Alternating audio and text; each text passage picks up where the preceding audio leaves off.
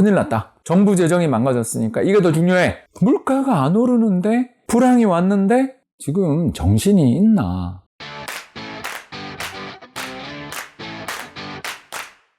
(27년차) 이코노미스트이자 공저까지 하면 16권의 책을 쓴 작가 홍춘욱입니다. 오랫동안 이 일을 해오다 보면 간혹 실수할 때도 많고요. 또 하고 싶은 말들이 쌓이고 쌓이다가 어느 날 화가 난 것처럼 터져 나올 때가 있는데, 오늘 이야기하고 싶은 게 저는 좀 쌓였어요. 뭐 때문에 쌓였냐고요? 네, 증세. 다시 말해서 세금을 더 걷겠다라는 거예요. 뭐 주식 양도세부터 시작해서 심지어 부가가치세까지 인상하겠다는 이야기가 나오는, 이걸 보면 지금 정신이 있나 이 생각밖에 안 들더라라는 겁니다. 왜 그러냐? 오늘 역사 이야기를 들려드릴 텐데요. 1937년으로 가보겠습니다. 1937년을 보시면요, 음영으로 표시된 부분이 뭐냐면 불황이에요. 불황이 뭐냐? 이렇게 물으면 연속해서 마이너스 성장하는 시기. 와우, 힘들죠. 한 분기 3달만 전년 대비, 전분기 대비 마이너스 성장해도 죽을 것 같은데 실업자가 엄청나게 증가하죠. 근데 2분기, 3분기, 4분기 또는 1년, 2년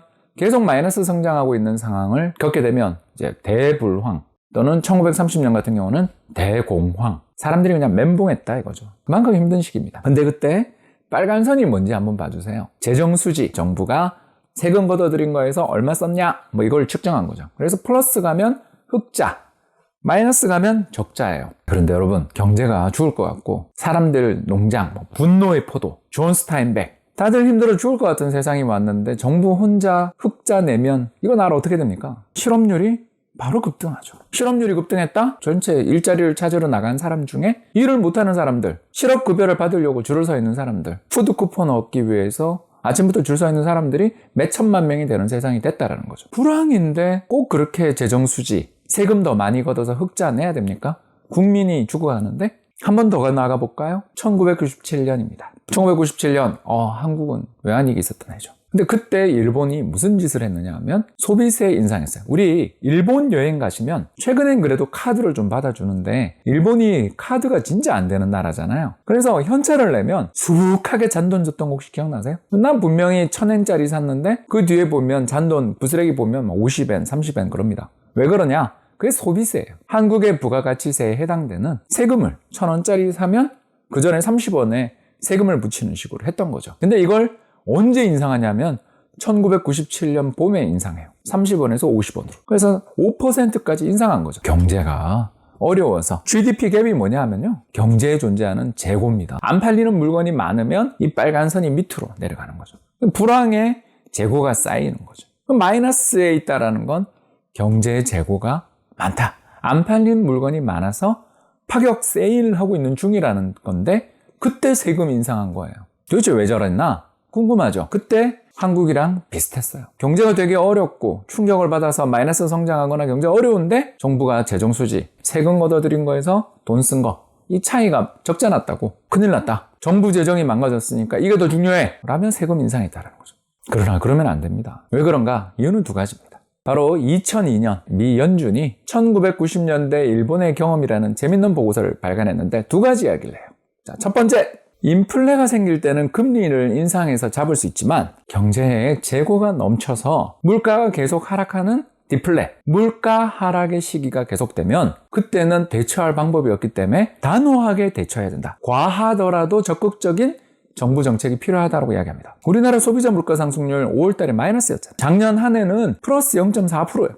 물가가 안 오르는데 불황이 왔는데 그때 돈 푸는 걸 주저하면 안 된다. 이게 첫 번째죠. 2번째 교훈은 뭘까요? 간단합니다. 정부가 경기를 부양하고 싶을 때는 먼 미래에 세금 인상 이런 걸 미리 이야기하면 지금 정부가 풀더라도 나중에 세금 인상할 텐데 나 돈 아껴야 돼. 이렇게 생각한다는 거죠. 즉 지금 돈을 풀더라도 내년에 세금 인상이 예정돼 있으면 사람이 예상되는 세금 인상이 있는데 올해 돈을 써요? 미리미리 부가세, 법인세, 개인소득세 관련해서 저축해놔요. 따라서 정부가 재정정책을 쓸 때는 화끈하게 적극적인 정책을 써야 되고 증세의 출구 전략이라고 그러거든요. 문을 열고 나가는 거죠. 이런 거는 신중해야 된다라고 2번째 이야기를 밝힙니다. 별거 아니죠? 첫 번째, 디플레이 위험은 벗어나기 어려우니까 과단성 있게 하세요. 2번째, 증세 이야기는 나중에 천천히 해도 됩니다. 이걸 일본이 말을 안 들어서 30년째 저렇게 불황을 겪고 있다는 거죠. 아우 고소해. 아베 망하는 거 보니까 기분 좋아. 저도 그래요. 우리한테 한 짓이 있는데. 그러나 우리가 그들의 전철을 밟아갈 수도 있다라는 건 한번 생각해 보자는 거죠. 와, 쟤네 이제 우리보다 1인당 GDP도 낮아. 이렇게 좋아할 일이 아니라 일본이 했던 실수를 우리가 혹시 반복하는 건 아니냐. 이 이야기를 오늘 하고 싶어서 쌓였던 걸 오늘 좀 풀었습니다. 마지막 그림 한 번만 보고 갈까요? 우와, 굉장히 위험해 라고 이야기하지만 OECD, 경제개발협력기구라고 하죠.